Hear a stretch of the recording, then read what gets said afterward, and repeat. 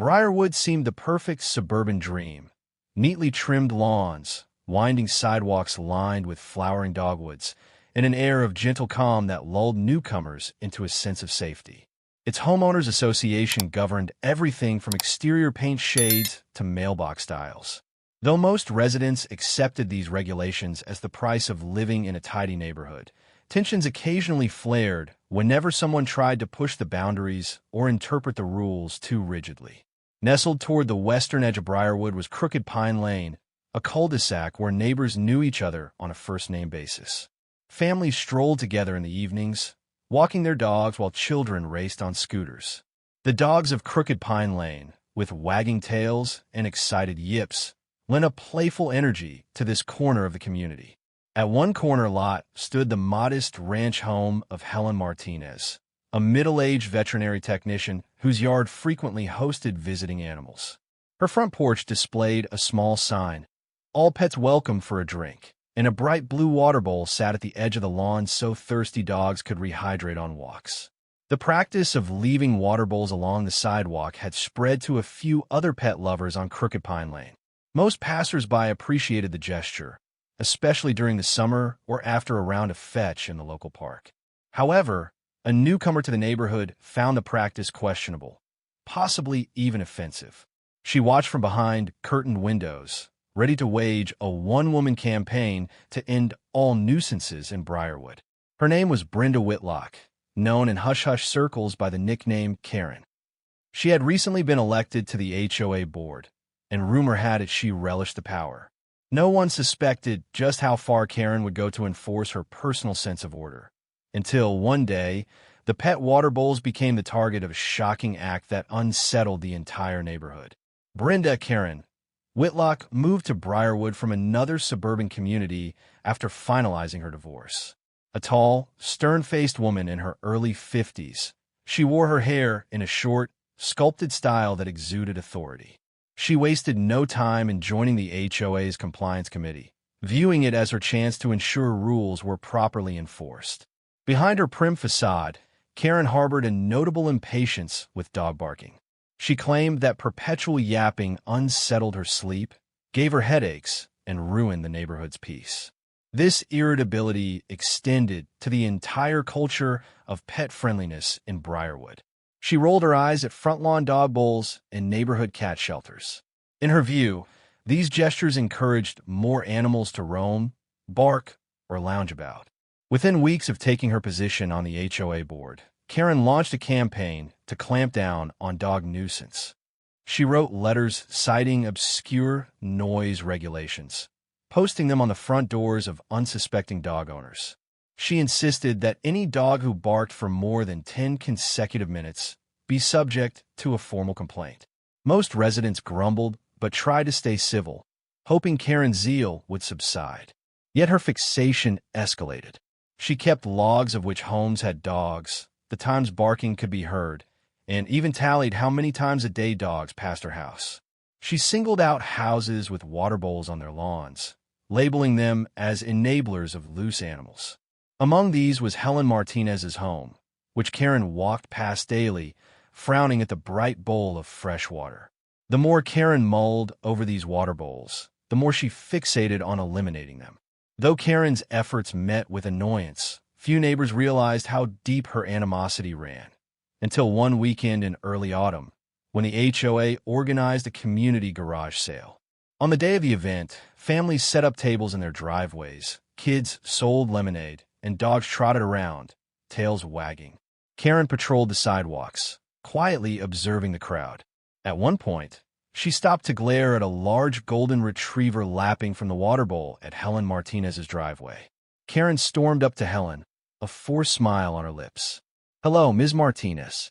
Quite a busy sale you have here." Helen, noticing Karen's tense posture, offered a cordial grin.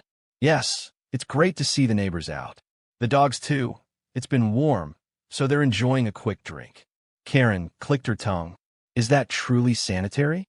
Leaving water bowls out might attract stray animals, possibly even diseased ones. And all that barking, it's constant. I'm receiving many complaints, mind you." Helen's brow furrowed. "I haven't heard about any formal complaints. Most folks seem fine with the bowls. Some even say it's a helpful idea. Karen lifted her chin. Well, times change.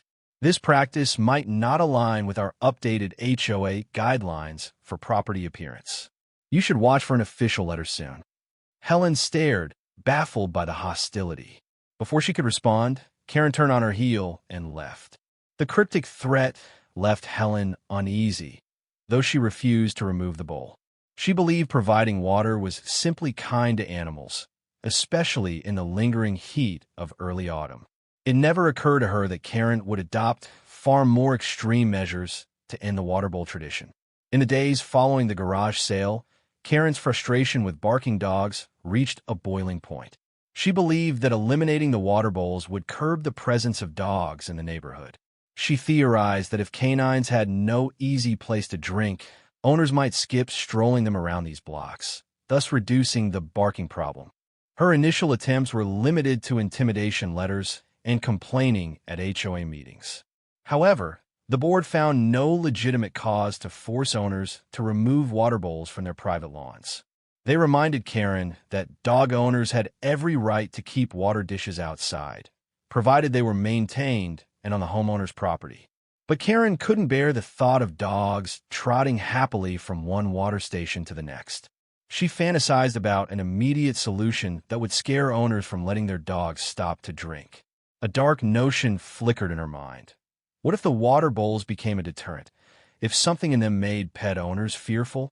She told herself it was for the greater good, ignoring the moral line she was about to cross. She spent a few days researching household substances that could harm animals. She rationalized that if she added a mild toxin or irritant, dogs might experience sickness after drinking once, and owners would suspect unclean water. The owners would remove the bowls on their own. Karen was too short-sighted to realize the gravity of poisoning an animal, focusing solely on quelling the barking. Within a week, she convinced herself that a small dose of poison wouldn't be lethal, merely discouraging. She had no idea how wrong she was. Late one night, under the cover of darkness, Karen moved through the silent streets, a small bottle tucked into her purse. She wore gloves and a dark hooded jacket, her heart pounding with a mix of excitement and dread. Adrenaline coursed through her as she approached the first target, a plastic water bowl outside the home of the Bradley family, who owned a spirited dachshund named Pepper. Holding her breath, Karen crouched and poured a clear liquid into the bowl. The wind rustled the trees overhead. She froze at every creak and rustle, convinced someone might see her. But no windows lit up, no footsteps approached. Convinced she'd gone unnoticed, Karen crept away, heading to the next bowl outside the Montoya house. Over the next 20 minutes, she repeated the process with unsettling efficiency at 4 or 5 different water stations, including the bright blue bowl at Helen Martinez's. In her mind, this was a wake-up call for dog owners. She didn't dwell on the reality that ingesting poison could severely harm or kill a pet. She believed the dogs would merely get a minor illness that would dissuade owners from leaving out water bowls. Her single-minded goal blinded her to the moral and legal ramifications.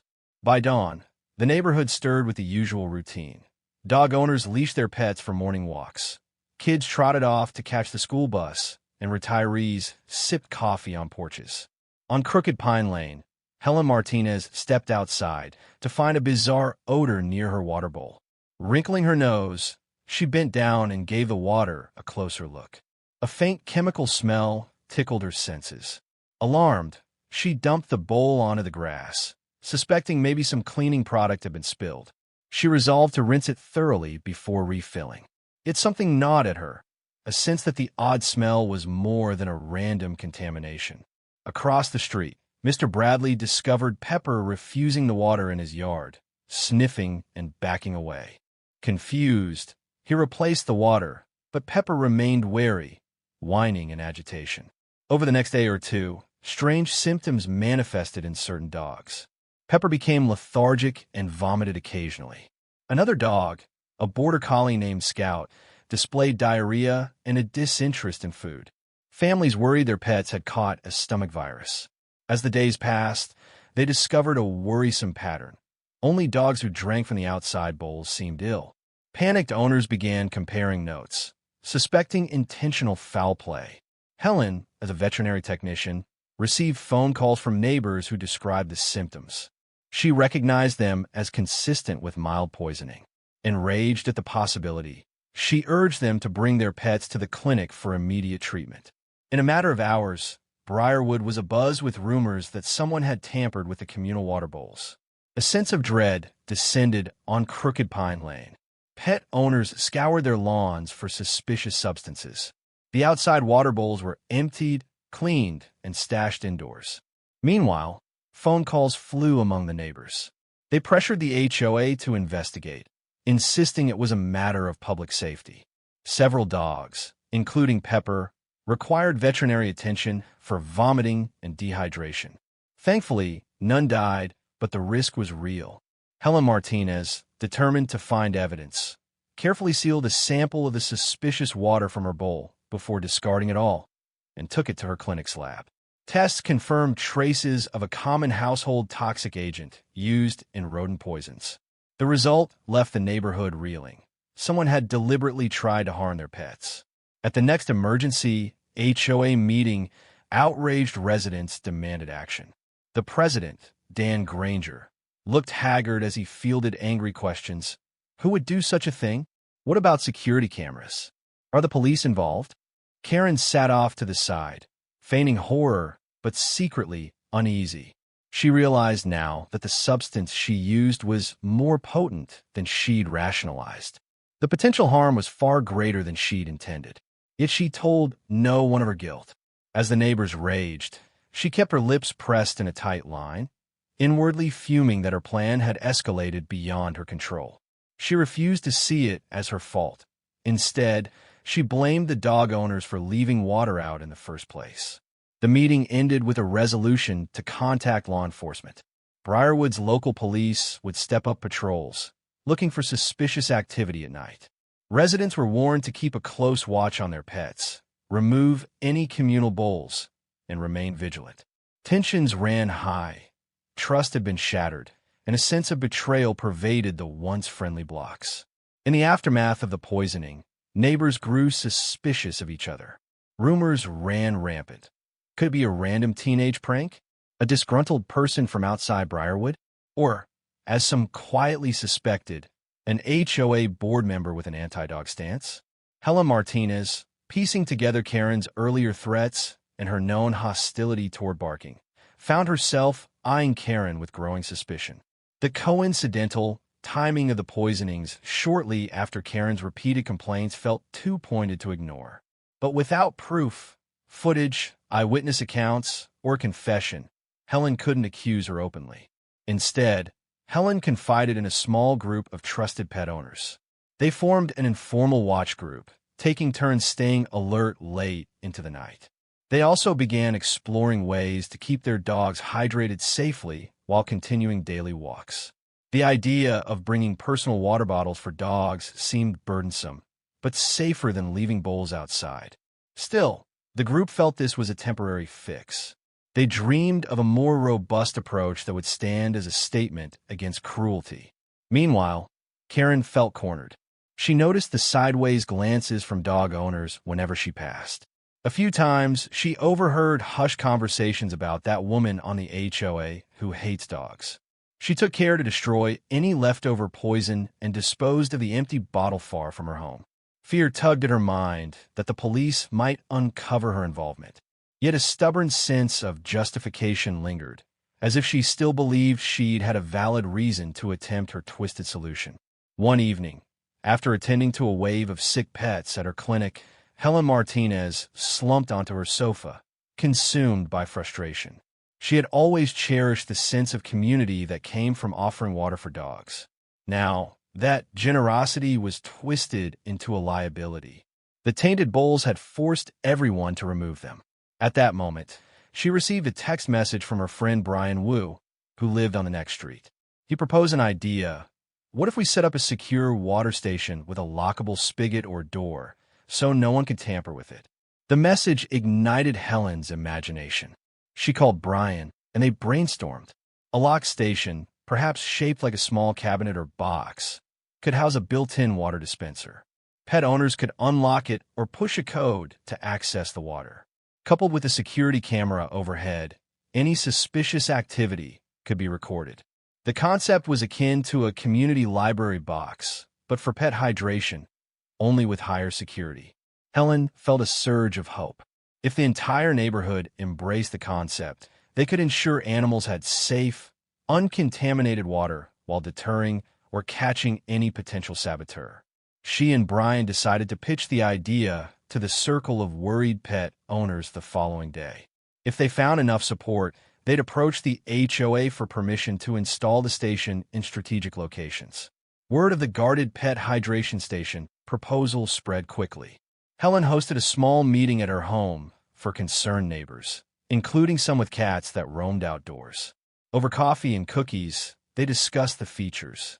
Secure container, a weatherproof box with a self-closing door, lockable from the inside, only accessible with a simple push-button code that local residents, especially dog owners, would receive. Tamper-proof water reservoir, a built-in jug or dispenser that could be refilled daily. The reservoir would prevent direct access to the water, making poisoning nearly impossible. Camera monitoring, a discrete, motion-activated camera near each station to record anyone opening or tampering with it. Recorded footage would be stored online for quick review if suspicious activity occurred. Funding, they'd crowdfund or pool donations to purchase materials.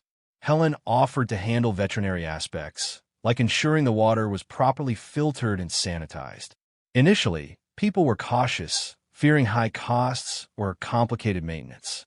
But passion for preventing further poisoning fueled their resolve. A few tech-savvy neighbors volunteered to handle the camera setup and digital storage. Lisa and Mark Kennedy, a couple who ran a local hardware shop, offered a discount on materials. The energy in the room was palpable. They wanted to show that kindness could outshine cruelty, providing a safe way to keep pets hydrated. Helen planned to present the idea at the next HOA board meeting. She knew support from the official body would legitimize the stations and enable them to place them in common areas or near sidewalks. The group drafted a simple blueprint and a cost estimate, ready to defend it against any naysayers, particularly Karen, who might use her board influence to block it. The next monthly HOA meeting took on a tense undercurrent. Dozens of residents packed the small community center, curious about updates on the pet poisoning investigation. Police representatives gave a brief report. They had no leads beyond confirming the presence of poison in multiple bowls, and they appealed for tips from anyone who noticed suspicious activity. Then came the new business portion, and Helen Martinez stood to present the guarded pet hydration station proposal. She outlined the rationale. We want a safe, controlled environment for pet water. This will discourage any tampering, while allowing owners to let their pets drink securely on walks. Cameras will deter criminals, and the station can be aesthetically pleasing, blending into the neighborhood's look. Karen, seated among the other board members, radiated disapproval. She raised her hand to speak. I question the necessity of these stations. The simplest solution might be to ban outside water bowls altogether. That eliminates any chance of poisoning. Why spend money on complicated devices and cameras? Murmurs of disagreement rippled through the crowd. One neighbor retorted, "That punishes all of us, and it punishes our pets." The bowls were popular for a reason. We just need a safe way to maintain them. Karen's lips curled in a tight smile. We've lived for years without dog watering stations, so it's not essential. And cameras in a public area can infringe on privacy. This idea could open us to liability if a child tampers with it.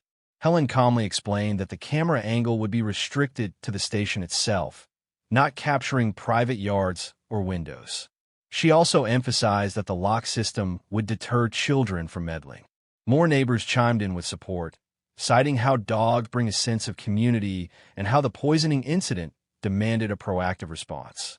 Board President Dan Granger asked for a show of hands among the attendees, revealing overwhelming approval for the concept. Seeing the crowd's fervor, The board recognized that endorsing the station was the best path to restore trust after the poisoning. Karen's dissent was noted, but she was outnumbered. With a vote of 6-1, the board gave the green light for a pilot program of 2 guarded pet hydration stations in key locations. Karen, forced to accept the result, seethed in silence. Once official approval arrived, the group of volunteers swung into action. They formed teams to handle different tasks: design, construction, camera setup, water filtration, and publicity. Lisa and Mark Kennedy delivered building materials to a neighbor's garage, which became a makeshift workshop. Brian Wu took the lead on carpentry, constructing a sturdy wooden cabinet with a hinged door. He added a combination lock mechanism, ensuring that only neighbors who had the code could open it. Meanwhile, a neighbor named Daryl handled the camera system. He installed a small waterproof camera at the top of the cabinet, angled downward, feeding footage to a cloud storage service.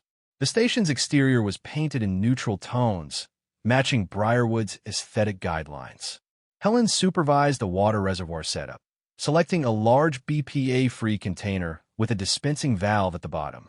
Inside the cabinet, an insulated compartment would keep the water from overheating in summer or freezing on cooler nights. She included instructions for changing the water daily, along with a small chart where volunteers could sign off each time they refilled or cleaned the station. Excitement flourished as the first station neared completion.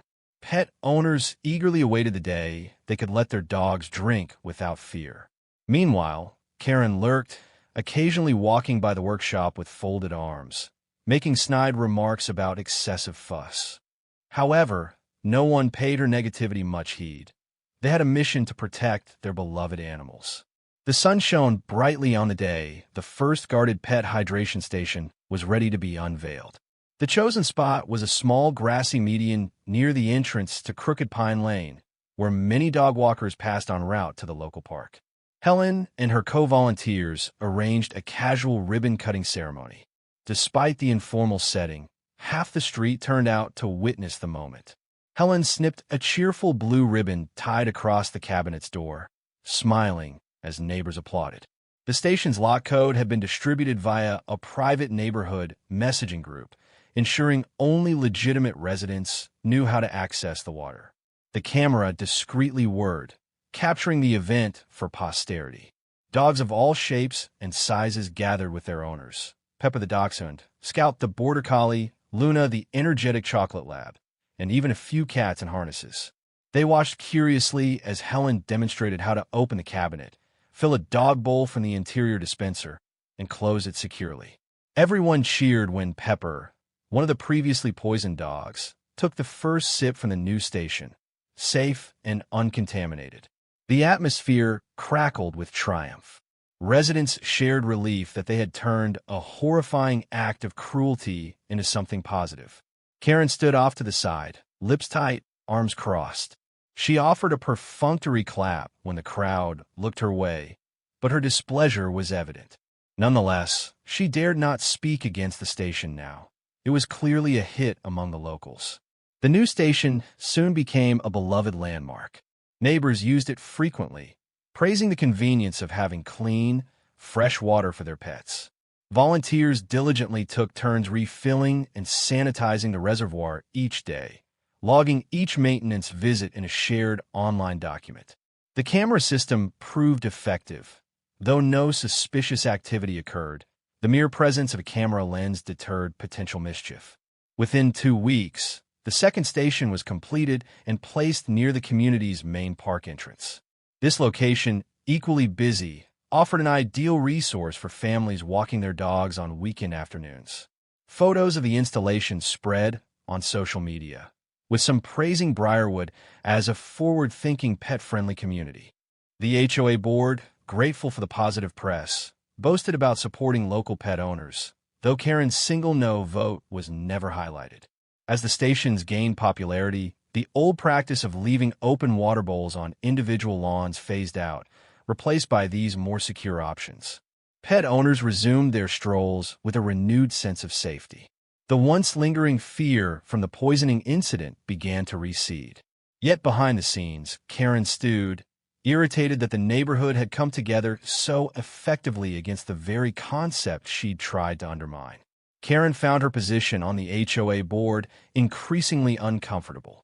Residents who once showed mild respect now eyed her with suspicion, suspecting, but not proving, her role in the poisoning.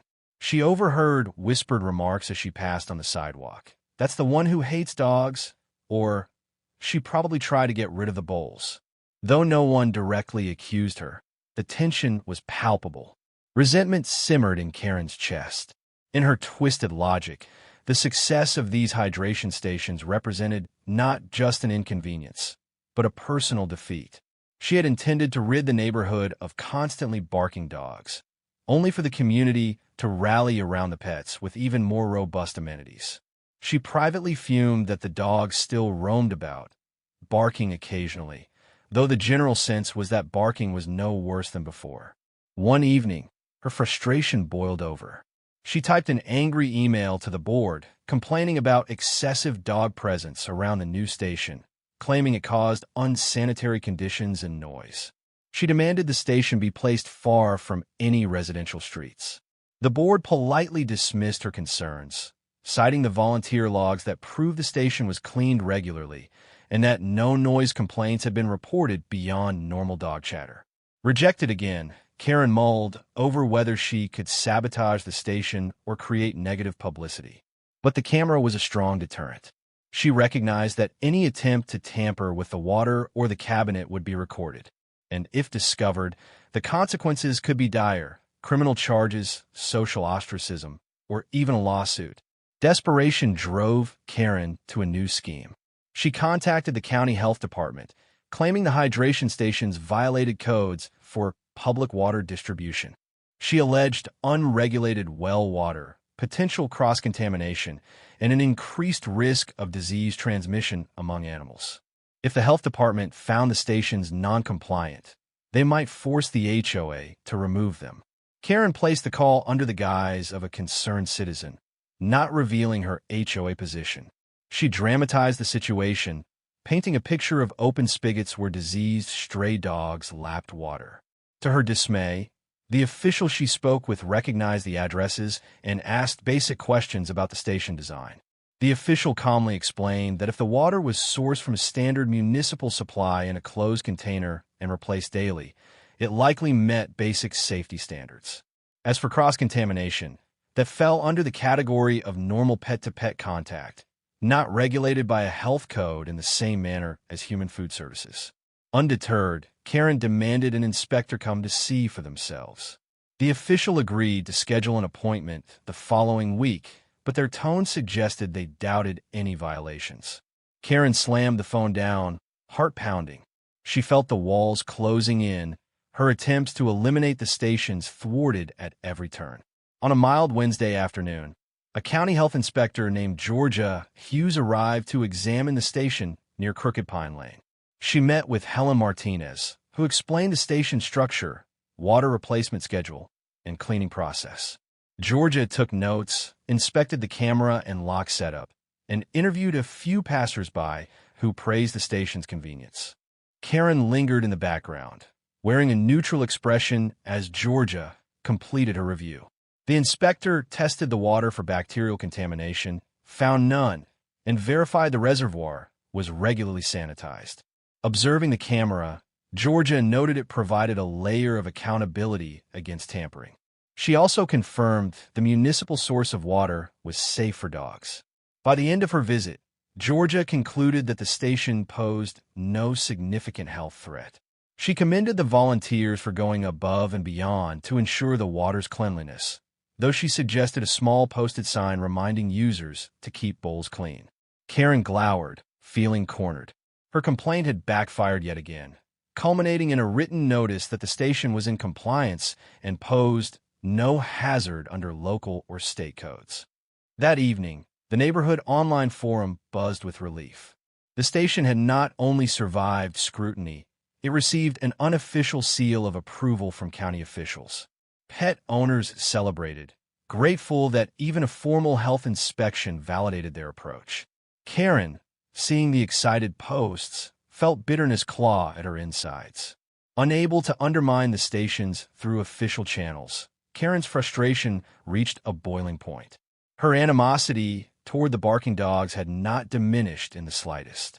She found it galling that the neighborhood praised the stations while ignoring her repeated complaints about noise. In a moment of reckless anger, she hatched a plan to disable at least one station physically, something swift enough to avoid detection. Late one night, she donned dark clothing again and crept toward the hydration station at the main park entrance. The area was typically deserted at this hour, but the camera worried her.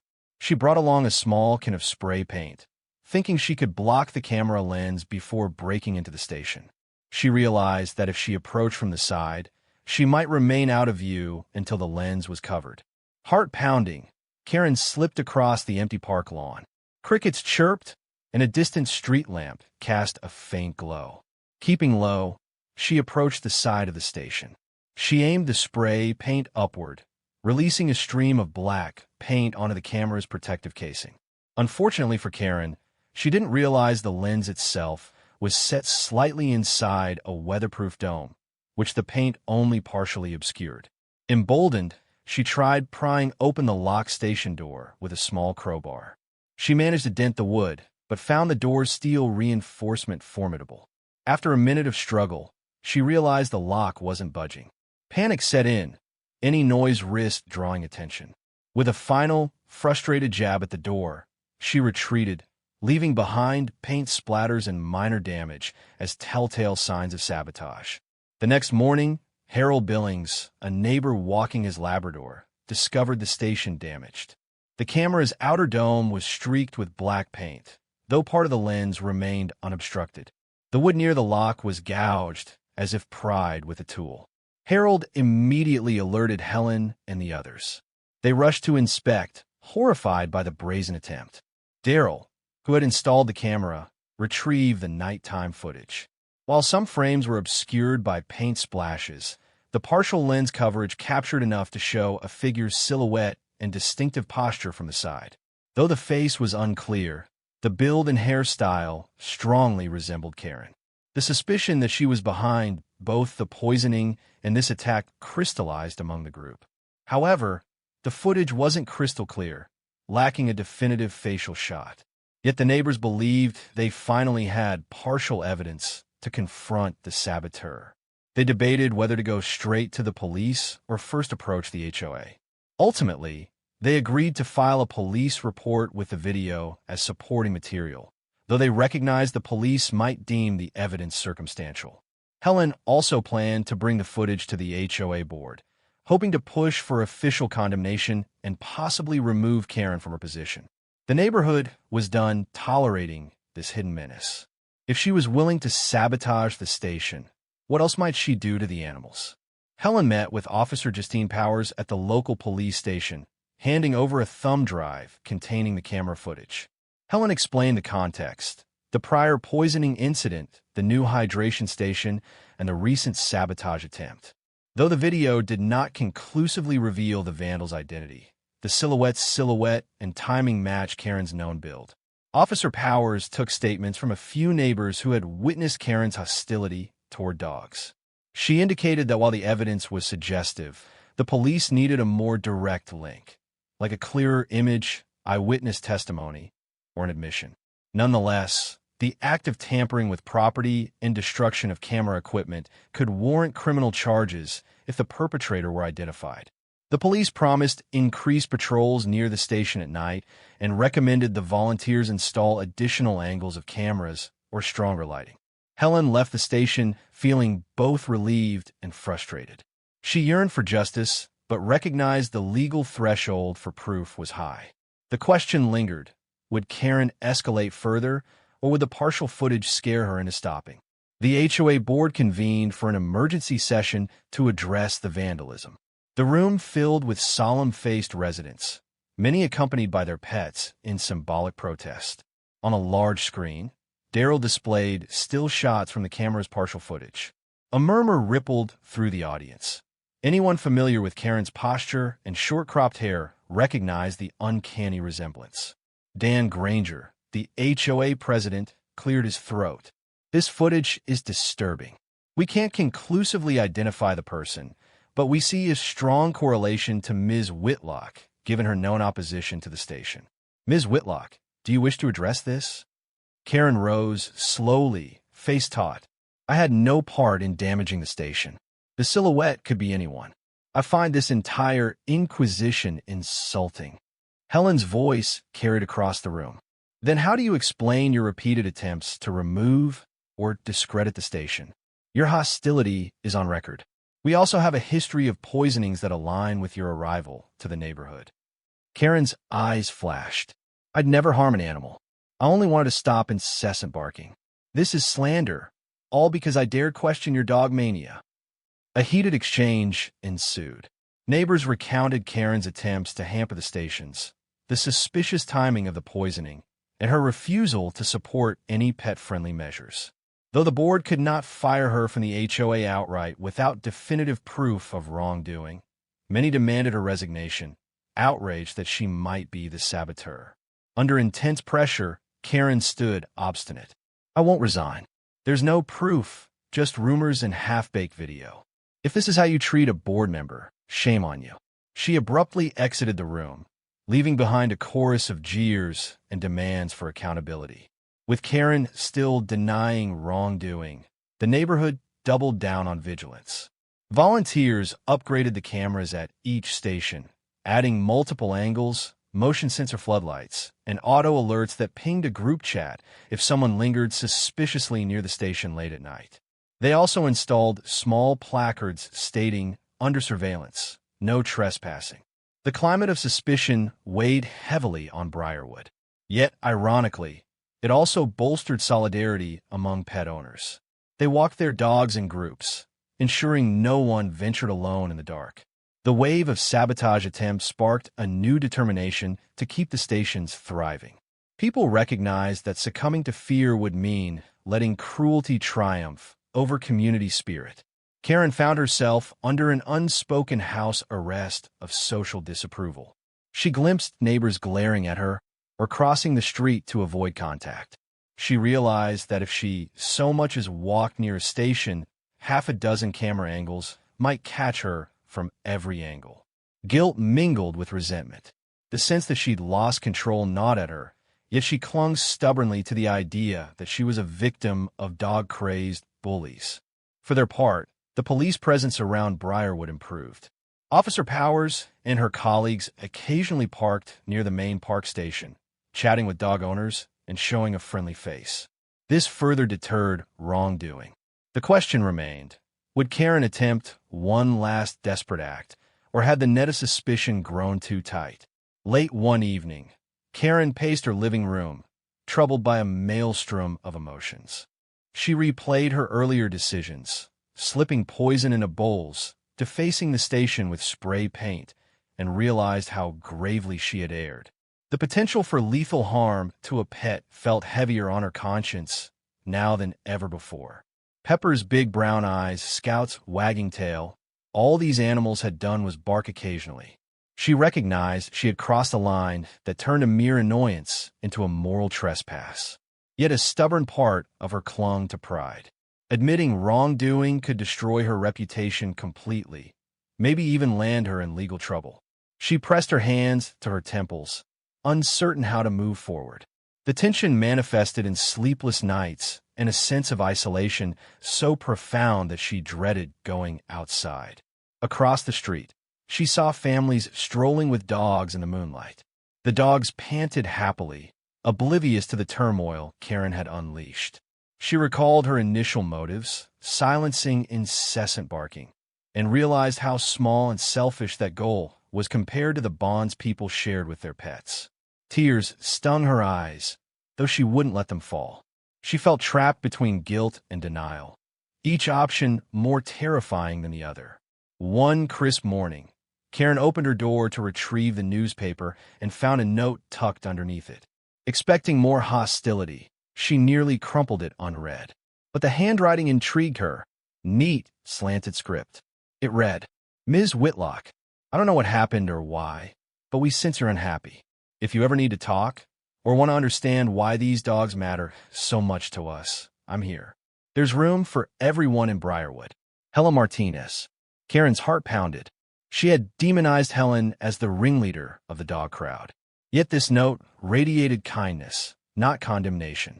A wave of shame coursed through her. Even after all the suspicion, Helen extended a hand. Karen wondered if it was a trick or a genuine olive branch. She considered discarding the note. Instead, she found herself sliding it into a drawer, feeling oddly comforted. While she wasn't ready to respond, the simple gesture stirred something within her, a fragile possibility of acceptance if she ever chose to come clean. The next few weeks saw an uptick in positive energy around the hydration stations. Autumn leaves blanketed the sidewalks, making for scenic dog walks. Families dressed their pets in little costumes for a neighborhood Halloween parade, culminating in a photo op by the station.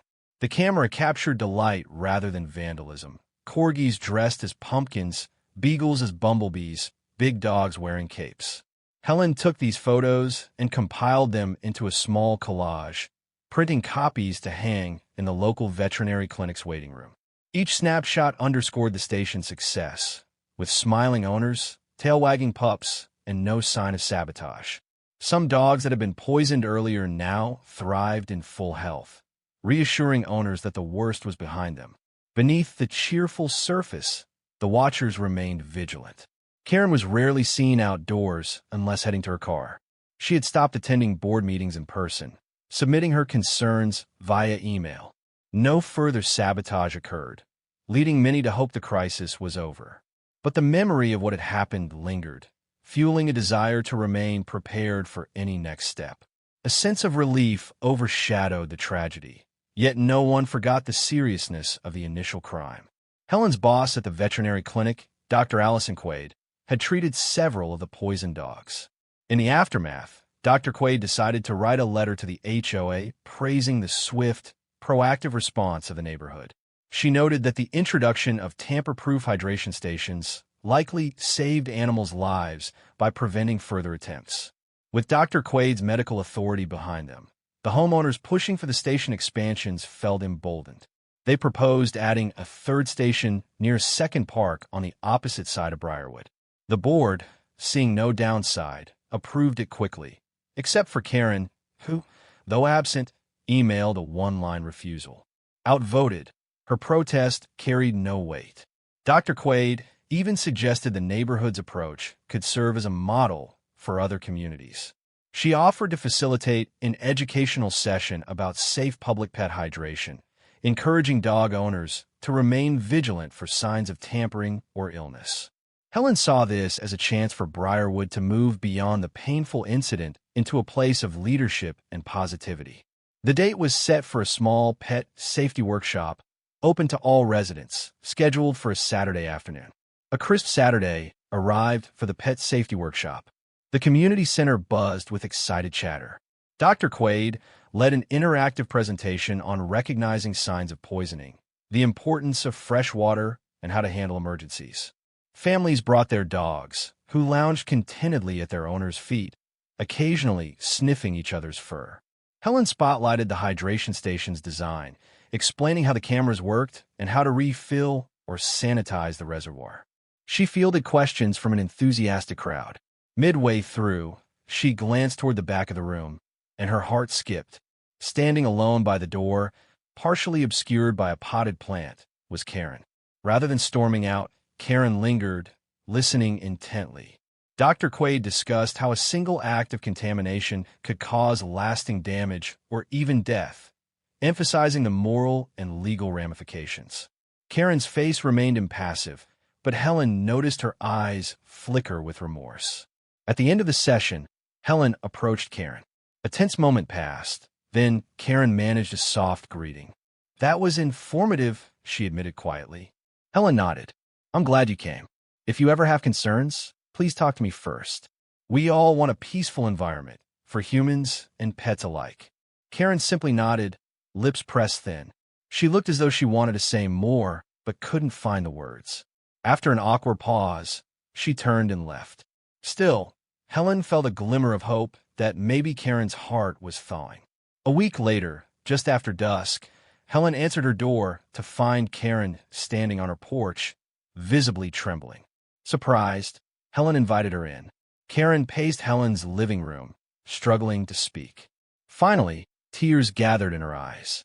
"I can't live with the guilt anymore," Karen choked out. "I was the one who poured poison into those bowls. I never meant to kill any dog. I was just so fed up with barking, and I thought they'd learn to avoid the area. But it got out of hand." Helen listened in stunned silence, a mix of anger and pity swirling inside her. Karen continued in a shaky voice, "I sprayed paint on the station. I tried to pry it open. I did it all. No one else was involved. I'm so sorry, Helen. I know that doesn't fix what I did." Tears pricked Helen's own eyes. She thought of Pepper's ordeal, the heartbreak owners faced, the fear that gripped the neighborhood. Yet the weight of Karen's confession felt like a step toward closure. "I appreciate you admitting it," she said softly. "It's not my place alone to forgive you. The others, the owners who almost lost their pets, they'll have to decide too." Karen nodded, looking hollowed out by remorse. "I'll confess to the police. And the HOA, if they want me out, so be it. I can't keep lying." With that, Karen left. Helen stood alone, reeling from the magnitude of what she'd heard. Part of her was relieved the truth emerged, though she knew it would spark chaos once the neighborhood learned. Still, perhaps it would end the cycle of suspicion and fear once and for all. True to her word, Karen visited the police station the following day. She provided a written statement admitting to poisoning water bowls and vandalizing the hydration station. The authorities arrested her on charges of animal cruelty and property damage, though she posted bail quickly. A wave of shock consumed Briarwood as the news spread. Some demanded Karen face prison time. Others felt pity for her obvious mental health struggles. At an emergency HOA meeting, Karen tendered her resignation from a board. Her eyes downcast, she apologized publicly. "I lost sight of reason. I let my personal annoyance with barking dogs overshadow basic decency. I'm truly sorry to everyone I've hurt." Though the apology felt sincere, the neighbors' reactions were mixed. Some nodded solemnly, others turned their backs, too angry to accept contrition. With Karen gone, the neighborhood took a collective exhale. The dog owners felt vindicated. The children who worried about their pets' safety breathed easier. Over the next weeks, the legal process played out. Karen's lawyer hinted at a plea deal, emphasizing her mental distress.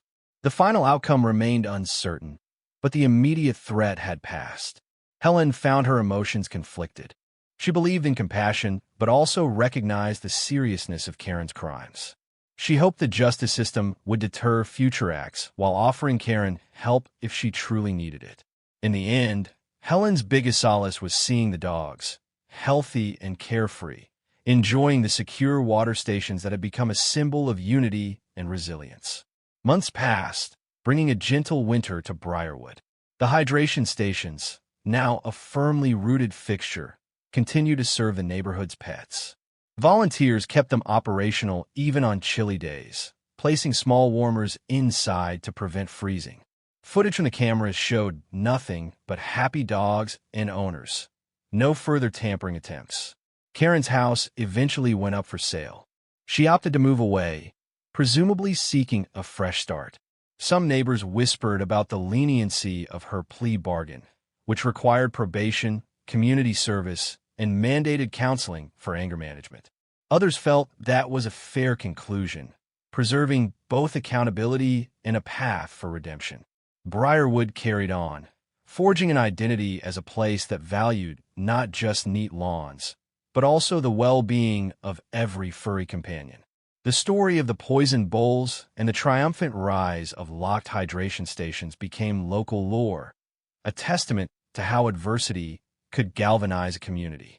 Helen Martinez, reflecting on it all, realized something profound. One person's cruelty had triggered a remarkable outpouring of caring and invention. The old open water bowls were gone, replaced by modern, tamper-proof stations that symbolized neighbors' refusal to be intimidated. Barking dogs still filled the air, but they did so in a safer, more watchful environment where cruelty had no place to hide. On a crisp morning, Helen sat on her porch, sipping tea, watching a neighbor's golden retriever happily slurp from the station across the street. The camera glinted in the sunlight, a silent guardian. Helen breathed in the sense of peace. Briarwood was far from perfect, but in refusing to yield to hatred, it had found a stronger, kinder identity. And that, she mused, was the essence of community, banding together to protect the innocent, ensuring that neighborly love trumped any single person's vendetta.